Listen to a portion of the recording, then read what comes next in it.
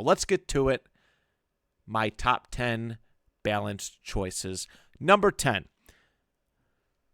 I just talked about self-help books a couple of weeks ago for our Mirrorless Monday videos, and there was a point where I was reading a book, these books consecutively, and then the message got lost in translation, so to speak. When you go from one self-help book to the next and then follow it up with another, especially when I was like, what do they call it? Like crunch studying or something like that, or it was just over reading. Maybe even I was speed reading in a sense. So I was reading these books. I was taking something from them a little bit, but because I jumped into another self-help book, I did not have a chance to absorb it and practice it and make it a part of a habit. And the early stretch of books that I did this with was that Journey to Ixtlan, the Unf Yourself. Then there was the Can't Hurt Me book. And I think Stoicism for Inner Peace. I'm pretty sure I read all four of those, at the very least 3 of them, consecutive. Okay? And it left me little time to practice what the message was and actually do better with it. And a metaphor for this is back in school. All right? I used to wrestle in high school and in college. And the way that practice would go is we wouldn't just learn a bunch of moves. We learn 1 or 2 moves and work on how to utilize those in matches and in certain situations. All right, how can I set this up to get to this point? You know, you can read and consume all the information that you want. You can learn all that you want, but if you don't give yourself time to practice it, to embrace what you have read and picked up upon, then you are wasting your time. It's great to pace yourself, especially when it comes to learning. Learning is it's fantastic and it's so much fun. And I think when it came to school, like schoolwork and such, I didn't really get chances to sit back and enjoy and embrace what I learned. I'm going from one class where I'm getting everything thrown at me to another class where I'm getting everything in a different subject thrown at me. And it's a tricky way to learn and absorb and be and to be better, to make the most of your time spent trying to learn. So that's been a nice balance thing for me. Reading a self-help book, taking my time to practice it. If I want to read another book, I go to some other subject, and while still thinking of and focusing on the lessons that I learned from that specific book. So that's my number 10, learning versus practicing. All right, my number 9 is finding the balance between chore time and leisure time. There's always something wrong at my house. All right, there's always something that's a mess. There's always something that can be done, improved, cleaned up, made to look better, so to speak. And there was a long stretch of time where I was coming home from work whenever I did, whether it was 1 o'clock, 3 o'clock, 4 o'clock, whatever it was, and I'd go right into clean mode. And I would clean and clean and clean for the rest of my evening, giving myself no time to relax. And I believe I talked about on the growth list, you know, doing that and taking care of that one thing that's like bothering me, but to not overindulge in that, all right? Because if you try hard enough, like with people, you will find something wrong with your home, something that needs to be improved and cleaned up on.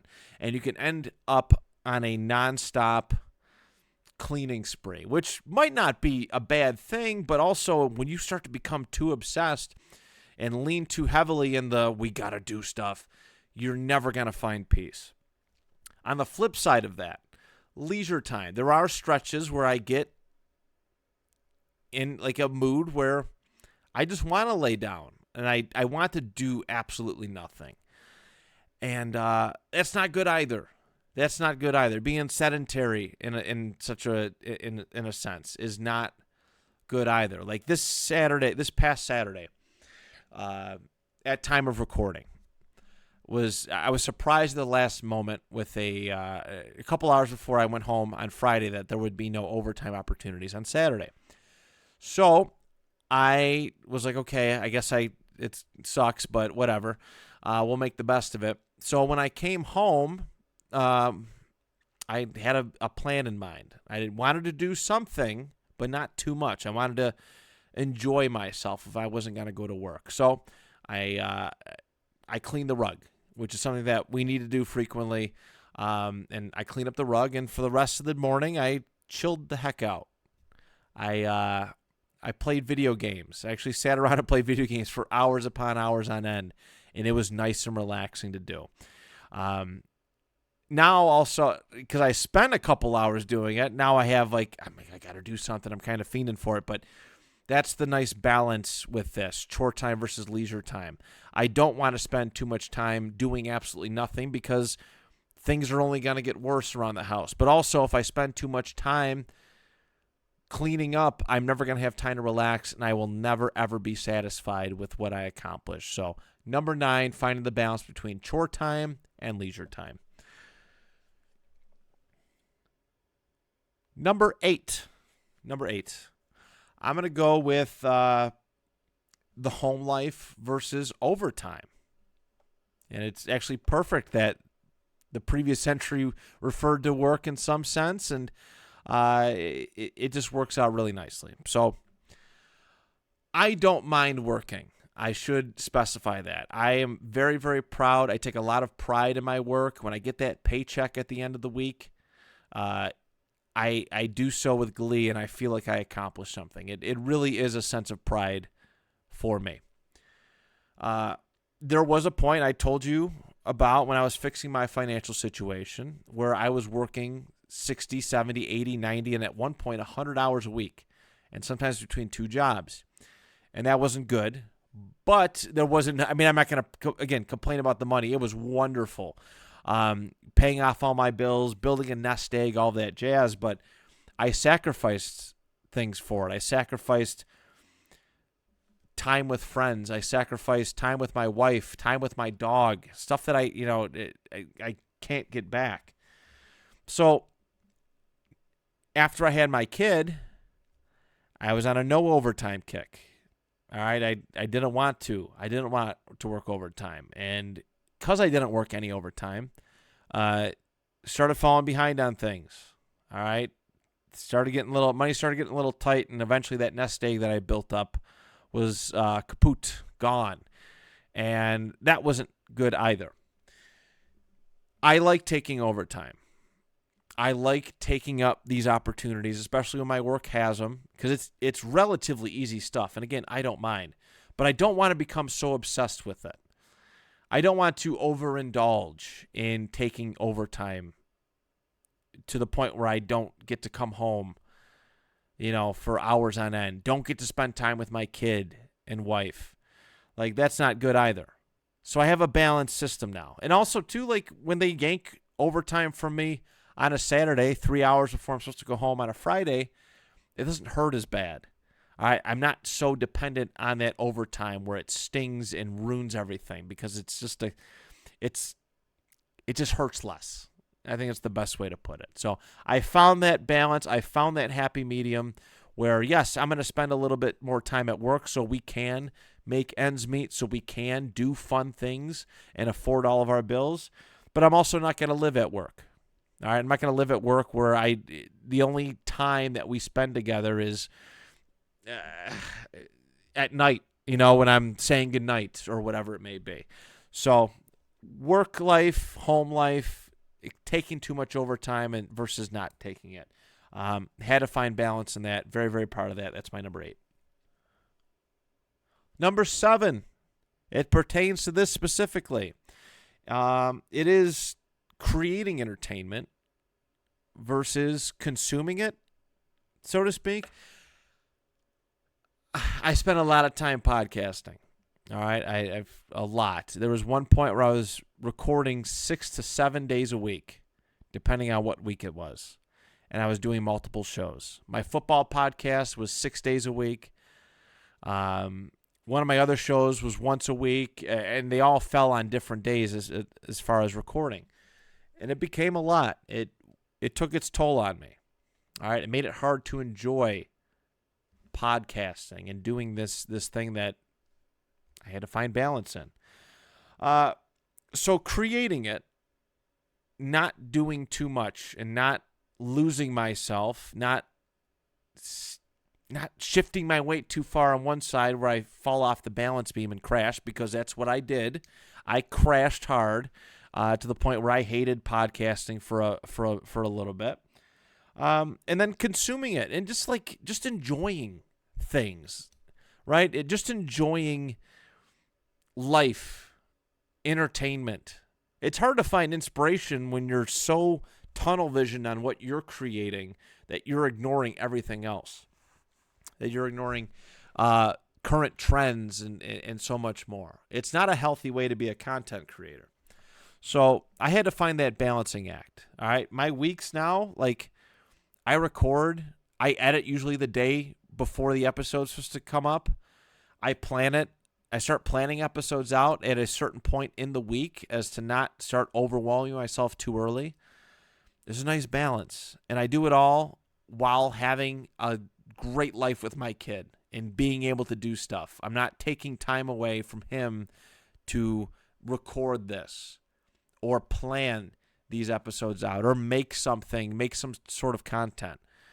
I found my balance in it. I'm very, very happy for it, and I think everybody should. Don't go too far in the deep end when it comes to doing stuff. It'll become obsession, and it'll stop feeling fun and start to feel like work. And especially if you're not making money making or doing something, you never want it to feel like work because it will wear you down. I'm talking from experience here. So that's my number 7. My number 6, listening to music. All right, and no, I'm not necessarily talking about the volume control. I'll start off with this example. Those who have been to a concert, I haven't been to many concerts. I don't like concert crowds, but I have been to a few. Concerts, at least the ones I've been to, it's never a bunch of high energy, fast-paced songs consecutively, right? It's not a whole lot of that. There's an ebb and flow to it. Concerts tend to have a few high-energy songs, and then they want to bring you back down just a bit. They want to bring you back down and help you relax with a softer song. All right, something a little bit maybe sadder, more emotional, but something soft and relaxing. It's an emotional play. All right, so ride the roller coaster, ride the momentum. Music is like going to concerts is like that, and it's best to consume music like that. I did the Final Fantasy music list, music soundtrack list a couple weeks ago for Fun List Friday. And while I was doing that, I looked at my playlist that I had established, and I only had battle music, right? The high energy stuff that gets me really, really fired up. And I was like, I like this a lot. These are all great tracks, but I feel like something's missing. So I created a Final Fantasy easy listening playlist to balance it out. And I actually tend to find myself listening to that quite a bit because that overstimulation, the constant just upbeat tempo and noise going on, it can work you up emotionally and mentally. So I like to pull back. All right, pull back on the energy. I know, I feel it. All right, I can feel that anxiety in my soul when I'm doing too much. When the fast-paced music is too much, I have to start to learn to pull back, and that's why I have a lot of easy listening songs too, as well. So Josh Allen, Bills quarterback, mentioned that he used to just listen to uppity, fast-paced tempo music, and he got so worked up and in his own head that he kind of became he started making a lot of mistakes. And now a lot of times when he's warming up for games or whatever, he's listening to softer music, opera music, I think he mentioned at one point. But you got to find that balance in consuming music. I have lately. I'm never too up. And if I get too up, I know to bring myself down. And I'm never too down because I know how to bring myself back up again. Finding that balance between heavier music, excitable music versus softer and relaxing. So that's my number 6. Number 5, I used to be an open book and I used to be a liar. All right. I was nicknamed a liar when I was really young because I was scared to get in trouble. So I'd lie right through my teeth. And then because that nickname stuck with me through most of my life and it bothered me, I became way too open and honest. So I had to find balance between that. I have a lot of people who try and pry information out of me constantly, texting me questions upon questions upon questions, and just constantly hounding for information. So I've had to find a balance in being truthful and just telling enough. All right? So not everybody needs to know everything. Not everybody needs to know every little detail of your life. It is nobody else's business except your own. All right? Just enough. I found just giving enough. Sometimes one-word answers are enough for people. I don't want to play 20 questions over text messages, or I don't want to play 20 questions over a phone call or in person because I just can't handle it. I literally cannot handle it. So I do less is more. Am I being truthful and honest? Yes, absolutely. But I'm not giving you 100% of it. All right, Star Wars nerd here. What I told you was true from a certain point of view. Kind of like that. Kind of thinking like that. Old Ben Kenobi dropping some wisdom on us. But yeah, like I don't know. Like I don't understand why people need to know everything about everybody. Leave a little mystery. I want a little mystery. It's why I cut myself off of social media quite a bit.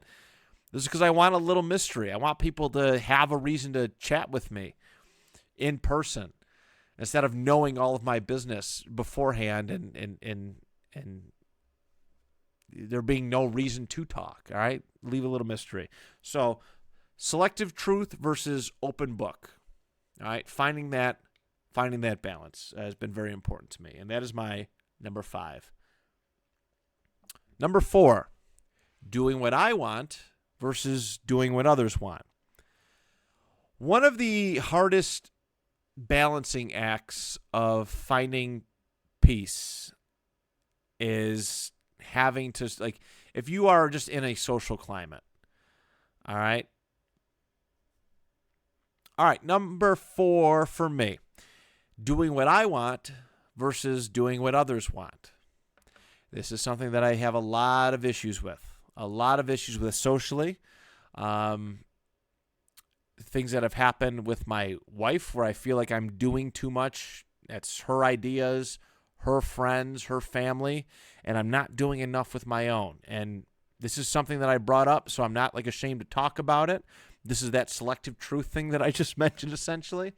But a couple of weeks ago, I went with her and my son to the Sunflowers of Sanborn, which is this really cool attraction that comes up when the sunflowers start growing. This place opens up. They have food spots, and they have a lot of cool activities for kids to do and enjoy.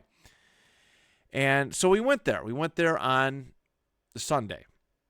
All right.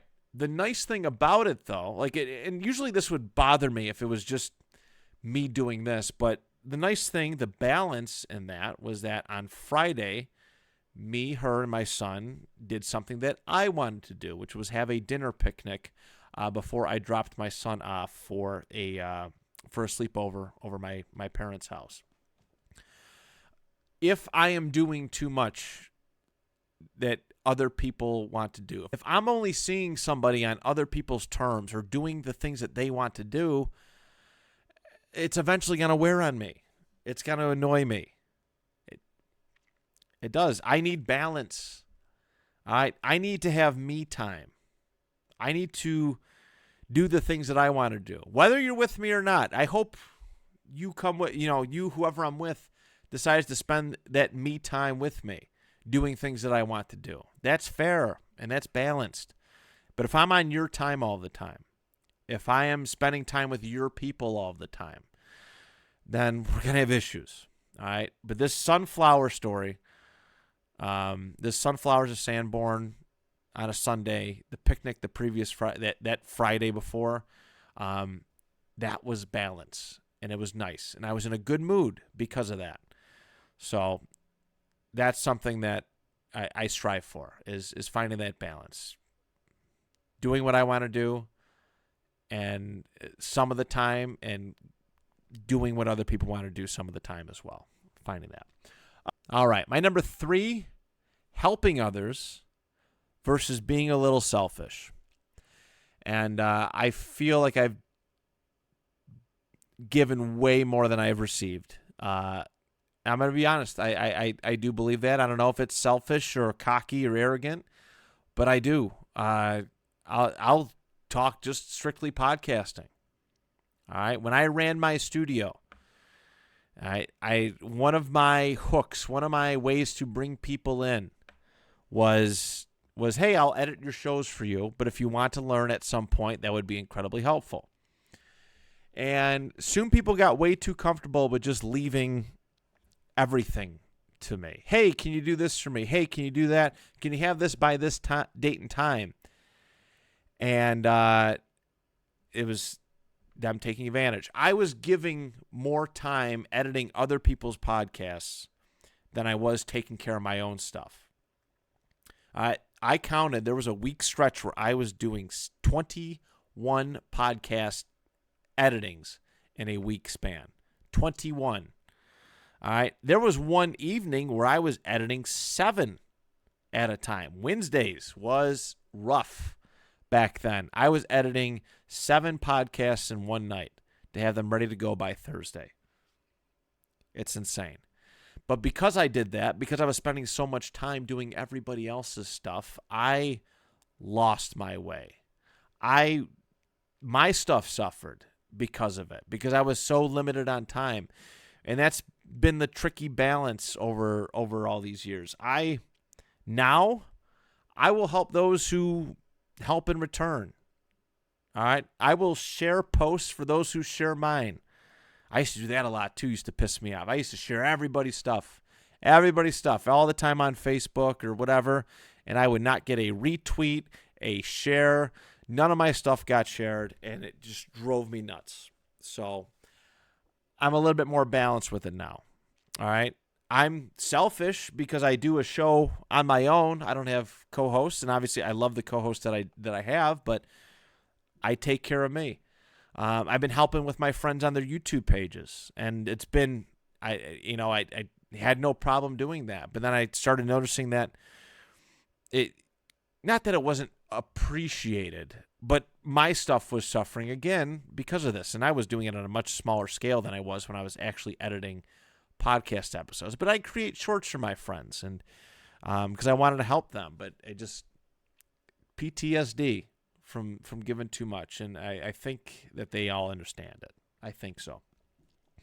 So I had to be selfish. I had to find that balance between giving to people who deserve it, not just to everybody, versus finding me time, me creation time.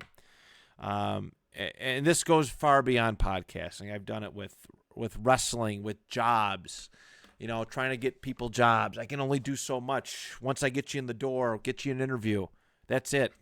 After that, it's on you, bro. That's the balance. You can only help and do so much, but you got to be selfish sometimes too, or else you'll lose yourself. You'll lose yourself, and all these people that you're trying to help. We talked about this in the Not Your Problem list, but everybody that you're trying to help is going to have power over you, and you're going to have no power over yourself. So that's my number 3. My number 2 is socializing with others. And I want to be very clear on this. I love my friends. I love my family. Too much of anything, anybody for me, aside from my son, is too much. It's overwhelming, overstimulating, and I just can't handle it. Less is more for me.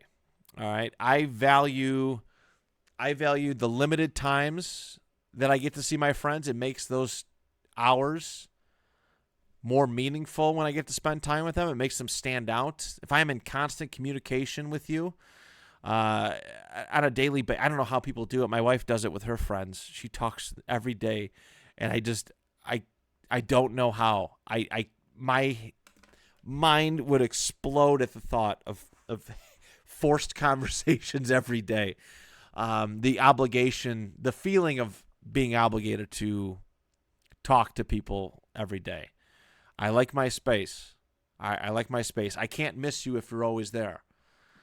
And I deleted my Facebook Messenger because sometimes my only interactions with people were just constant, nonstop link sharing. And, hey, can you help me with this and that? And space. Less is more. All right. Yeah, I want more meaningful interactions with people. I love being around people that I love, but I can't miss you. I can't miss you. Distance makes the heart grow fonder for me. It has always been like that. And you know what, though? I think, too, there's a little bit of trauma with that because there was that obsession that I had with people, and they kind of pushed me away. So I tend to stand off. Like, they always tell me, hey, stop texting me. People were very blunt and rude with me. When I tried to be like my wife is with her friends, like, people pushed me away. They would just ignore my text messages and stuff. And so I'm very standoffish with everybody. Not very standoffish, but I'm very all right, I got to put some walls up. I need some space. I need some distance. And it works good. It works good. Because it does. When I see somebody who I haven't seen or talked to in a couple days or in a week or a couple weeks, it makes it more meaningful. My Eat, Sleep, List audio podcast, me, Brian, and Dan, we cut it down to once every other week for the summer. And I think we're going to continue doing this going forward. But it makes our recording time that much more special because it's not happening all the time. So that's the balance of socializing with others. And again, I love my friends. I love people. But if I have to spend too much time, that's when annoying habits, entitlement starts to come from both sides and expectations and all this stuff. It's hard. It is hard. But that's my number 2. And my number 1 is my ego.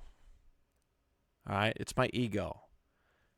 Finding a balance between confidence and humility. Next Monday, we're going to be doing the ego list, and I'm going to delve much more into this. But there was a point in time where I had a massive ego for no reason. And it wasn't a healthy ego at all. It was massive and bad, and the kind of massive where you like the smell of your own farts.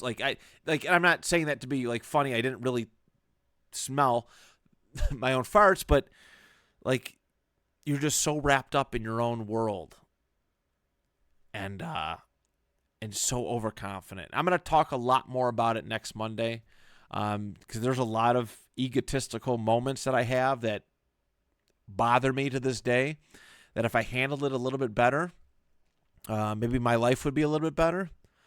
But just being humble, all right, appreciating what you have.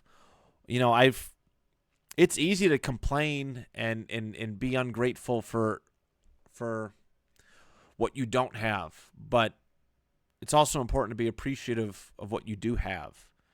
All right. Yes. Do I want a nice house and to go on vacations frequently? I do. But I also appreciate that I have a reasonably priced apartment. I have a wife and son to come home to. All right. I have a nice job. I have great friends. I have great family. I have all that stuff. And that's the humility of it. Ego is just arrogance. Oh, this, that, the other. Humility is to me is appreciating what I do have. And we're going to talk a lot more about it next week. But there it is, everybody. That is the balance list.